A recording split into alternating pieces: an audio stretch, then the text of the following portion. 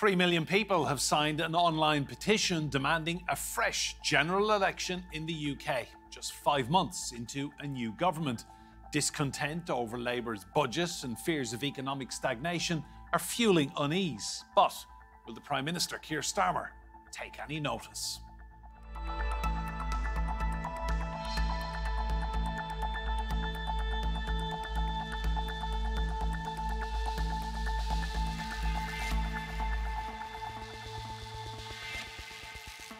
Hello and welcome to Roundtable. I'm Enda Brady. Now, in July, 9.7 million people voted Britain's Labour Party back into power after 14 years in opposition. But they're already proving to be unpopular. An online petition started by a pub landlord is calling for another general election, with Parliament scheduled to discuss the petition next month. Keir Starmer promised a new era when he swept to victory in July. But his first few months as Prime Minister got off to a rocky start. A summer of anti-migrant violence, a budget that angered both businesses and farmers, and a cabinet resignation just 5 months in. Now, a viral online petition started by a pub landlord demands a new general election. Around 3 million people have added their name to the petition. Its popularity boosted by Elon Musk, the owner of X. He shared it on his platform, calling it interesting after branding the UK a tyrannical police state. New Conservative opposition leader Kemi Badenoch brought up the increasing support for the idea in Parliament. There's a petition out there, 2 million people asking him to go. She talks about a petition. We had a massive petition on the 4th of July in this country. After 100,000 signatures, petitions are considered for debate in Parliament. It's happened before when a public vote has been polarising. A petition calling on Theresa May to cancel Brexit collected 6 million signatures but came to nothing. It's clear many people are dissatisfied with Labour's decision so far, but just how worried should Keir Starmer be? Well, let's meet our guests. With me is the former Labour Party advisor, Scarlett MccGwire. Russell Foster is Senior Lecturer in British and International Politics at King's College in London. And the broadcaster and journalist Adam Boulton completes our lineup today. You're all very welcome to Roundtable. Adam, I'll come to you first. I mean, Keir Starmer summed this up perfectly, really. There was a petition. It was called an election. It happened in July and he won it. Yes, but the way the system works is that if you get the requisite number of signatures, it has to be discussed in Parliament, not in the main chamber, but in the Westminster Hall outside. So a government minister will have to reply to this petition. And, yeah, they're going to say what Keir Starmer said, which is that that's not how our nation works, that a minority of people decide they want to have an election and we have an election. And 30 million people voted in the general election.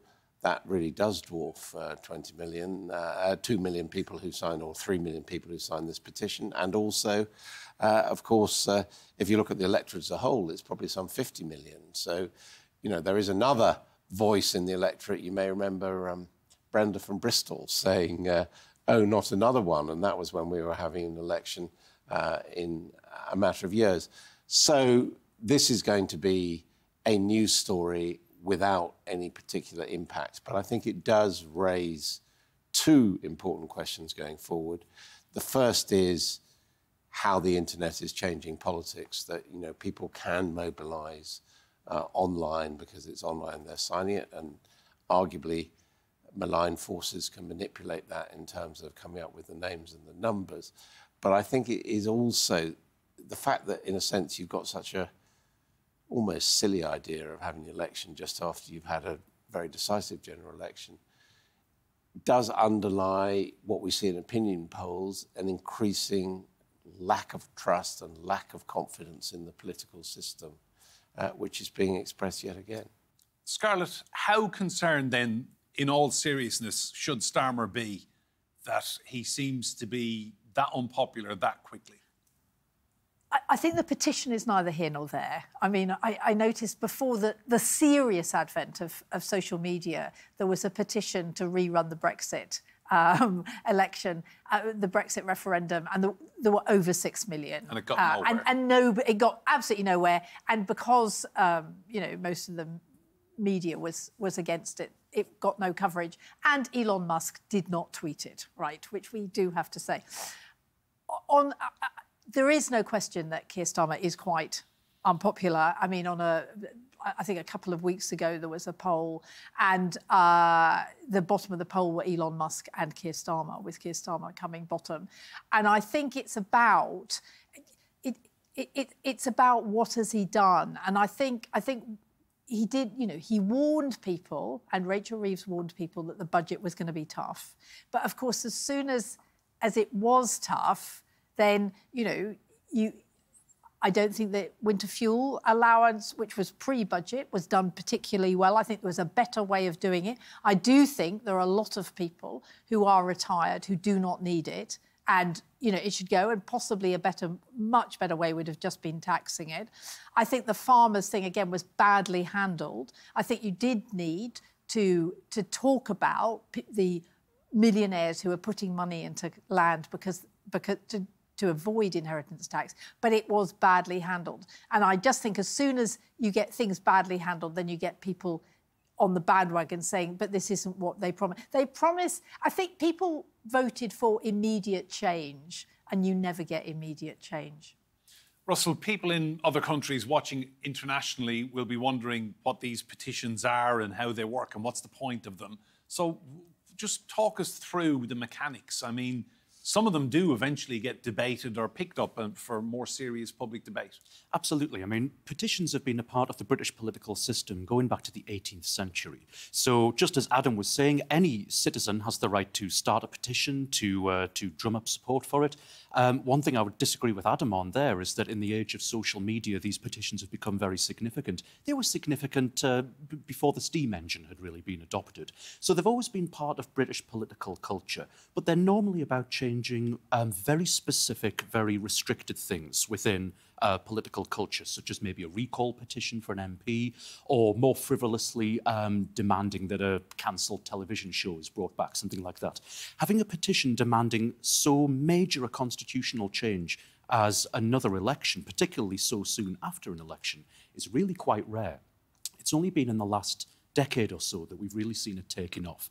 After the Brexit referendum, maybe after the first Scottish independence referendum, there were even some bizarre ones in 2016 for a petition to declare London independent from the UK and join the European Union.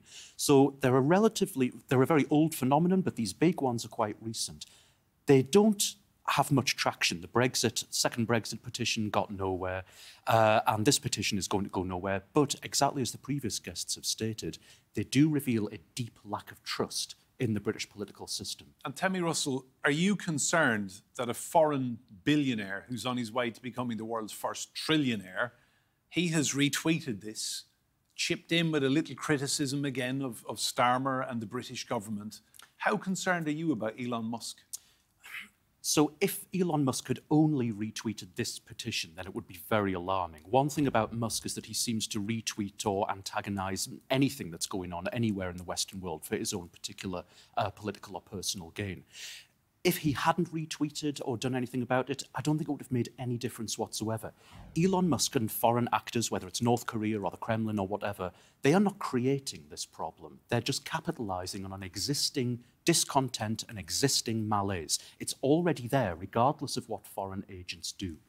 Adam, just come in then on Musk. What are your thoughts on him? Well, the point I was trying to make was not that petitions haven't been important historically, but there is now this mechanism which is new, I think introduced by the Conservatives, of having a trigger point online at which point the government has to take notice of the petition. 100,000, is it? Yeah, whereas in the past, people could, walk up Downing Street with boxes of signatures and be thanked very much for their time, and then there would be a letter, and that would be the response, and no one would know about it. Now, this does get into the political process, and also because, it is easier for someone to go online than for someone to sign a document and for that to be authenticated and all the rest of it. That's what I mean. It's been facilitated now, and it's happening, and there is room for people to try and interfere. I mean, there are reports suggesting that Americans have been supplied with British postcodes to sign up to the petition. There are suggestions by some that on the, troublemaking notion of Putin's Russia that bots are interested in signing these petitions, not because they think they're going to bring about another British general election, or they'd like to, but just because it adds to the general sense of distrust, unease, and argument in Western societies, which opponents of traditional Western societies, which will have to include Musk and Putin, are happy to do. Scarlett, how concerned are you then about Elon Musk getting involved in a country he has no connection to?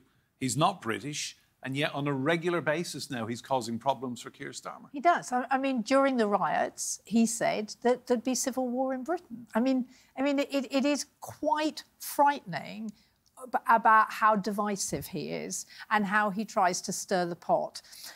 However, what was interesting, it was the poll where he is really, really unpopular in Britain. I mean, actually, in the end, we don't like it. We don't like somebody telling us that we're rubbish. And that's what Elon Musk does all the time.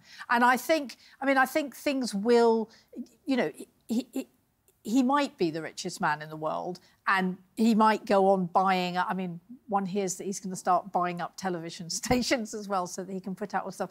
But actually, you know, it's all, what we know is, I mean, he's a child. I mean, when the Thai boys were caught in the cave, yes, and they turned, so the rescuers turned down his little submarine, he hit the roof. He called one of them a paedophile, I mean, and was rightly sued. So actually, what he, you know, he is a child having a tantrum, and that's what the British people understand. Russell, give us your take on then Musk interfering in British politics. He probably sees it as free speech, but I would imagine Keir Starmer and his advisors really don't like this man. Well, it comes back to the problem of evil, doesn't it? Evil people don't think they're evil. I'm not saying that he is, but he doesn't think that he's malevolent. But to follow up on Scarlett's point there, that he likes to stir the pot, there has to be a pot already there for him to stir. There is already significant social discontent, as Adam was mentioning. I fear that we're going through a major civilizational shift in the West, where we're losing faith in the democratic process itself and in the purpose and legitimacy of democracy. So when someone like Elon Musk comes along, he's a Saturday morning cartoon villain. When he comes along and makes these statements about how Britain is on the brink of civil war, it's falling apart, yeah, we don't like to hear that, so we generally just dismiss it. But there are much more nefarious actors out there than Elon Musk. He's just the poster boy for stirring the pot. What we need to be much more concerned about are those organised state actors that are hiding in the shadows, that aren't having tantrums and meltdowns on social media every 5 minutes. You know, it's only a matter of time until Trump and Musk have an enormous falling out because the White House is far too small for two egos of that size. When Musk is gone, we may think, OK, that's an end to this. But no, the much more sinister forces will still be there in the background. But there's also, you know, I find myself in the opposition defending Elon Musk, but he is a very, very successful engineer and businessman who's done some remarkable things. Tesla is, certainly in the West, the leading electronic car business. Even before that, PayPal has transformed the way that many people pay for things online.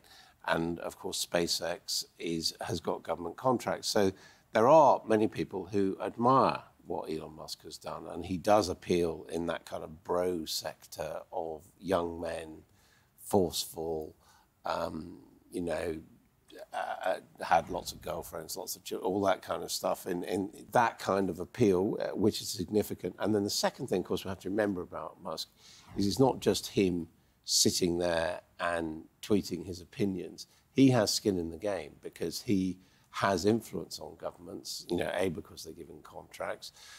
It appears that his contribution, or whatever it is, $300 million to defeat Kamala Harris came about because Biden didn't invite him to, seems extraordinarily stupid, but he didn't invite him to a White House seminar on electronic cars when he was the biggest electronic car producer in America, and he went from being a Democrat to Republican to do that. So, you know, he's not just a schoolboy, he is someone who has leverage. Huge influence. Yeah. And just on that front then, how concerned should the UK be about the the fact that he wasn't invited to a summit here on IT and tech, and Labour ignored him, and he seems to have taken great umbrage to that as well.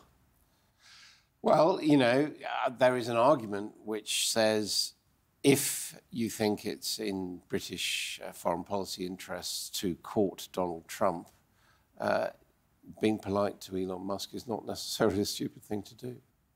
Scarlett, I mean, ultimately, Keir Starmer needs to do something to win over these, if we believe that there are 3 million UK registered voters who genuinely did sign that petition. Keir Starmer, do you think this is maybe just a little kind of wake-up call? No, there is absolutely no question that the Labour government needs to reset. I mean, that it has not worked well. I mean, this is particularly the centre. I mean, actually, in the meantime, the various cabinet ministers have been getting on with the job and doing it very well. But what we know is that the Treasury and Number 10 have not been working very well, and they keep on trying to find ways to get it to work. And frankly, we didn't need the petition to tell us that things were going wrong. I mean, you just have to look at the polls. One is not denying that actually there is no question, and Keir Starmer said it right from the beginning, is the only way to persuade people is to deliver, and he's now got to deliver. And he's got to, you know, we've got to transform the health service, education. Schools have got to do what they're supposed to be doing. We've got to make sure that we don't have crumbling public services, because that's how he got in. So he's only been in, what, 5 months? Yeah. I mean, yeah. Where is the kind of patience from the public? There is no patience. I mean, we have a febrile public. I mean, you can tell this by. I mean, this has been going on for years and years. That the public have run out of patience.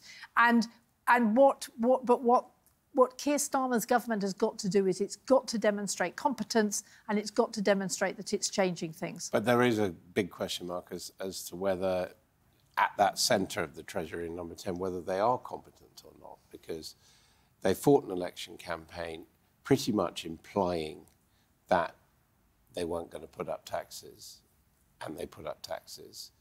But on top of that, they ruled out using the main universal types of taxation, in other words, income tax, national insurance, and purchase tax, VAT. So they're basically, in order to appeal to voters, who incidentally thought, oh, Labour are going to put up taxes, they have boxed themselves in, that they haven't got the main instruments for raising resources to improve public services or to generate growth, instead of which they're having to go after businesses, small businesses, farmers, making enemies of pensioners. There isn't a coherent economic strategy, even if you are someone who comes, you know, from the centre-left and believes that in the present economic circumstances, there is a need to raise taxes for improved public services, which is, of course, exactly what Tony Blair's government did without getting people to squeal. What they've managed to do is to overpromise and then have various sections of the economy feel that they're being picked off unfairly. Russell, Keir Starmer did acknowledge that not everyone voted for him. I think he actually said it was somewhere in the region of 20% of the people voted Labour, but the way it worked out, he got 412 seats. So do you think this petition really will have kind of reminded him that there's a lot of work to do in terms of winning over the vast majority of the British public who didn't want him? If the petition hasn't reminded him, then it hasn't done his job, because it really does need to remind him that the British public have quite quickly lost faith in the Labour government, the Keir Starmer government. We have to remember the specific circumstances under which Keir Starmer was elected. This wasn't like the 2005 general election when things were business as usual, for want of another phrase. Look at the United Kingdom today. It's shabby, it's run down. Lots of things don't work. People feel disillusioned. We've had a series of prime ministers that no one voted for. We've had political chaos over leaving the European Union, over the question of Scottish independence, a pandemic, a land war in Europe, a general sense of angst and despair, and a feeling that politicians of all parties are just in it to feather their own nests. The public wanted not another populist who would offer that wonderful British phrase, jam tomorrow. They wanted a calm, sober, sane, frankly boring administrator who would come in and do the day job we expect of a Prime Minister. That's what they got. But Keir Starmer has come along after a decade and a half, maybe 2 decades, of people feeling, frankly, despair at the idea that the government in Westminster, whatever the colour of the party, simply doesn't care about anyone else. And what we've seen in the last 5 months, unfortunately, is a series of policy gaffes and communications failures which are adding to that idea that the government doesn't care. Scarlett, is Starmer paying the price then for what we've seen the administrations before his, the 14 years of Conservatives and everything that went ahead? I mean, he's had to make some very, very difficult decisions in a short space of time. He's had to, but there is a real communication problem because somehow he didn't quite persuade people that it was how difficult it was going to be, as Adam said, we all knew that taxes were going to go up in some way or another. That was the only way that we were going to pay for it. But they didn't, it wasn't even that they didn't, as they say, roll the pitch beforehand, is they didn't do it after. They didn't make the case afterwards. For the farmers, it's better. They've done better. But, you know, why didn't they talk to the National Farmers Union beforehand when they were briefing out on an awful lot of other things? But on the pensioners, I mean, I have yet to hear a Labour spokesperson officially say, look, there are an awful lot of well-off pensioners that didn't need it. What we need to do is to talk about the people in the middle, the people who are really going to miss it.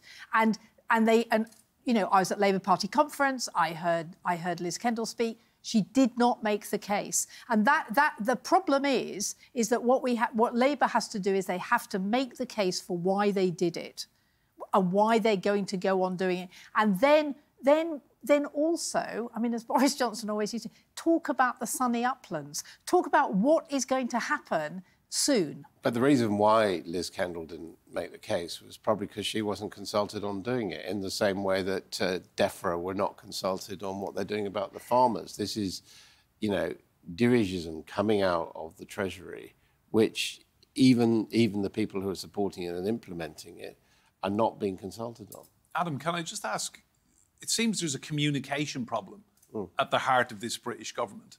Now, you covered every single day of Tony Blair's decade in Downing Street. He had Alistair Campbell. They were a formidable pairing. Do you think Starmer needs someone of that ilk on the comms front? Well, I think it's not just Alistair Campbell.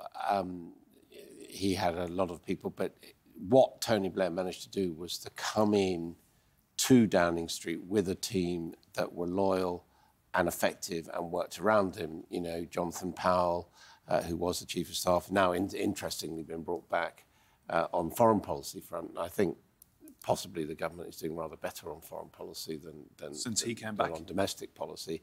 He's come back. Likewise, his deputy as Tony Blair's Chief of Staff, Liz Lloyd, has been brought back. So the point I'm making is when they went into government, they didn't have the right people around. And Keir Starmer had personally invested an awful lot into Sue Gray, who was his first Chief of Staff, who only lasted a matter of months. And it's clear that for whatever reason, that was not a successful appointment, and it spread division within the people advising the Prime Minister rather than actually driving the machine forward. So I don't think it's, you know, the fact that it hasn't been spun to the press in a good way. I mean, it is actually that the levers of government and organisation of government, which Tony Blair incidentally says we didn't get it right in the first term, but he got it a lot more right than he did. And also, you know, it is true that the economic circumstances were better when Blair came in, but what do you associate with Blair? You associate the big tent. We're all in this together. We're going to work. Whereas Starmer's instinct has been a much more divisive one of talking about working people, and because of the way policy announcements, as it were, setting working people, as he would see it, against people who don't qualify, like richer pensioners, like farmers, like people who use private schools. Final point to Russell on that. Can Starmer turn this round then with some better communication so the British public understand more of why he's making these difficult decisions? There needs to be a much more balanced communications. So far we've seen a lot of doom and gloom from the Labour government. I can understand why, because people are very tired of hearing empty promises that everything's going to be better if you vote for me. We've already had that with previous governments, with both sides of the Brexit campaign, with the Scottish independence referendum. So you can't win an election on saying, vote for me and everything will be perfect. Equally, you can't win over the people by saying everything's going to be terrible. There's no possibility of civil unrest in the coming years of the Starmer government. What was it Lenin said? That the British wouldn't storm a railway station unless they'd first bought the correct ticket. But what Starmer does need to do by 2029 is it's a very difficult task to try to appeal to the middle ground, because by 2029, which is not far off, and people have long memories, the Labour Party is going to be under assault from all sides, from a resurgent Conservative Party, from Reform, the Liberal Democrats, the Greens, and the independent movement associated with the hard left. Unless Starmer's team finds a better balanced communication system, then by 2029 we'll see a one-term Starmer government. And we won't need a petition for that one. Russell, Adam and Scarlett, thank you all so much. Remember, you can see more discussion and debate on our YouTube channel. Just search for Roundtable TRT World. But for me, Enda Brady, and all of the team here, goodbye and thank you for watching.